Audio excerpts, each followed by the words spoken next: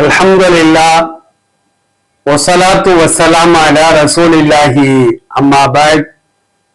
கண்ணியத்திற்குரிய எல்லாம் அல்ல அல்லாஹ்வின் நல்லடியார்களே, பாசத்திற்குரிய இஸ்லாமிய பெரியோர்களே, தாய்மார்களே, சகோதர சமுதாயத்தை சார்ந்த அருமையான சகோதர சகோதரிகளே, நபிகள் நாயகம் ஸல்லல்லாஹு அலைஹி வஸல்லம் அவர்கள் கூறியதாக முஆத் இப்னு ஜபல் ரலியல்லாஹு அன்ஹு அறிவிக்கக்கூடிய செய்தி திருமதி என்ற நூலிலே 1987வது செய்தியாக பதிவு செய்யப்படுகிறது.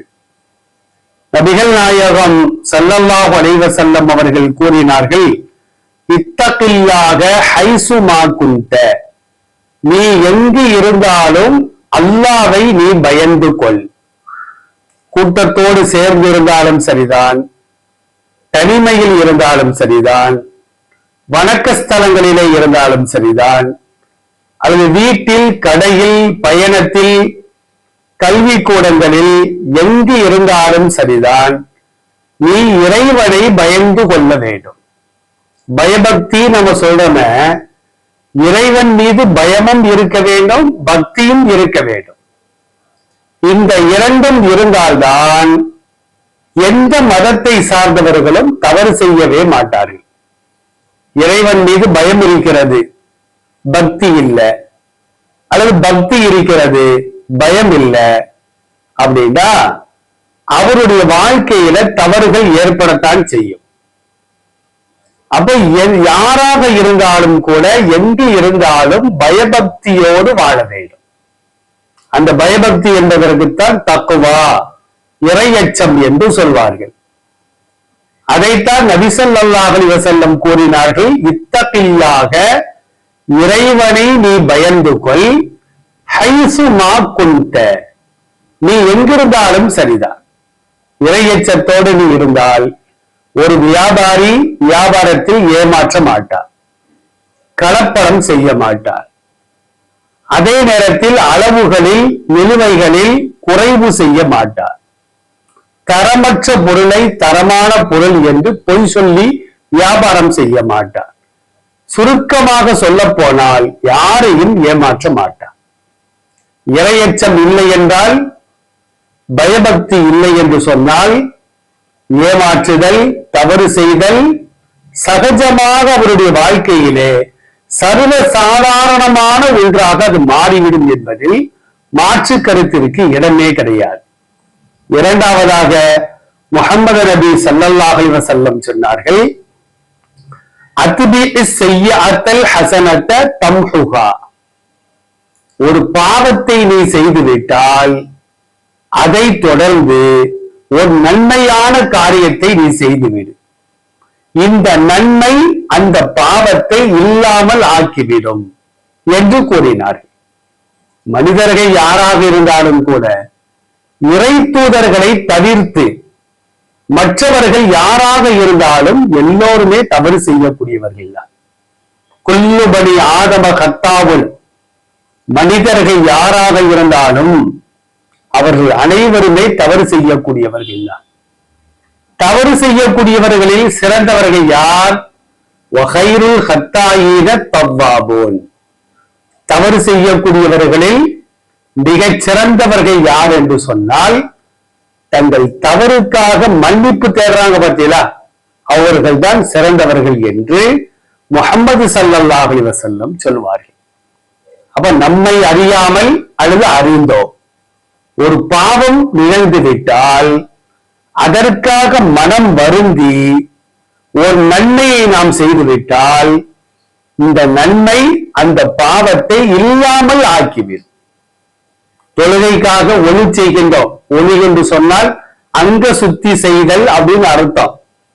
அதாவது முகத்தை கழுக வேண்டும், கைகளை கழுக வேண்டும், கால்களை கழுக வேண்டும், ஈரக்கையால் தலையை தடவ வேண்டும். ஒவ்வொரு முஸ்லிம்களும் தொழுகைக்கு முன்னால் இவ்வாறு அங்கங்களை சுத்தம் செய்து கொள்வது கட்டாய கடமை. அங்க சுத்தி இல்லாமல் தொழுதால் அந்த தொழுகையை அல்லாஹ் ஏற்றுக்கொள்ளவே மாட்டான். இது முஸ்லிம்களுக்கு முக்கியமான ஒரு நிபந்தனை. இந்த அங்கங்களை நாம் சுத்தம் செய்கின்ற பொழுது வாய் கொப்பளிக்கின்றோமா, தெரியாம பொய் பேசியிருப்போம், அந்த பாவம் கரைந்து விடும். ஒரு அந்நிய பெண்ணை பார்த்திருப்போம், ஒரு அந்நிய ஆடவனை இச்சையோடு பார்த்திருப்போம். முகத்தை கழுவுகின்ற பொழுது கண்கள் செய்த பாவங்கள் அடியோடு கழுவப்பட்டு விடும். கரங்களை கழுகுகின்ற பொழுது, கால்களை கழுகுகின்ற பொழுது அவைகள் செய்த சிறு பாவங்களை இறைவன் மன்னிப்பார்.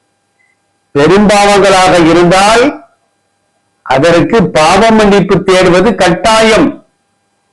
எந்த பாவங்களுக்கு இஸ்லாம் இந்த உலகத்திலும் மறு உலகத்திலும் தண்டனையை ஏற்படுத்துகிறதோ அதுவெல்லாம் பெரும்பாவங்கள்.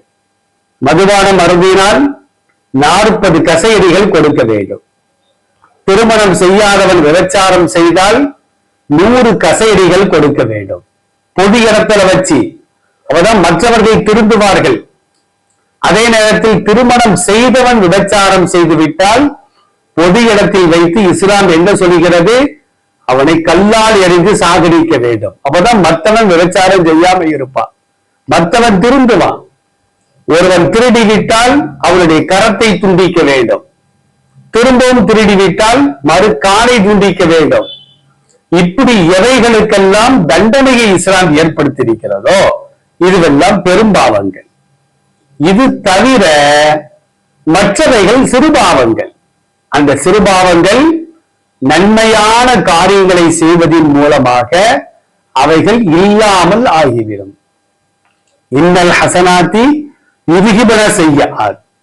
திருக்குர்ஆனுடைய 11வது அத்தியாயம் சூரத்து ஹூத், அதிலே 114வது வசனத்திலே இறைவன் கூறுகின்றான், நல்லறங்கள் பாவங்களை இல்லாமல் ஆக்கிவிடும், அழித்துவிடும் என்று இறைவன் இந்த வசனத்திலே கூறுகின்றார். மூன்றாவதாக முஹம்மது நபி ஸல்லல்லாஹு அலைஹி வஸல்லம் சொன்னார்கள், ஹாலிகின் நாஸ பிஹுலுகின் ஹஸனின். மக்களோடு நீ பழக வேண்டும், நற்குணத்தோடு நீ பழக வேண்டும். நற்குணத்தோடு பழகுவதுனா என்ன? ஒரு ஆள்கிட்ட நம்ம பழக்கம் வச்சிருக்கிறோம், நட்பு வச்சிருக்கிறோம், அவரை ஏமாற்றுவது கூட. அவர் நம்மை முழுமையாக நம்பி இருக்கின்றார். பொய் சொல்வதோ அவரை ஏமாற்றுவதோ அவரை வேறு மாதிரி நாம் எண்ணுவதோ நிச்சயமாக கூடாது. நம்மை நம்பி இருக்கின்ற காரணத்தினால் அவருக்கு துரோகம் செய்தால் அது நற்குணத்தோடு பழகுவதற்கு சமம் அல்ல என்று நபி ஸல்லல்லாஹு அலைஹி வஸல்லம் இந்த ஹதீஸிலே கூறுகிறார்கள். நற்குணத்தோடு நாம் பழகுவோம். அல்லாஹ் அருள் புரிவானாக. அஸ்ஸலாமு அலைக்கும் வரஹ்மத்துல்லாஹ்.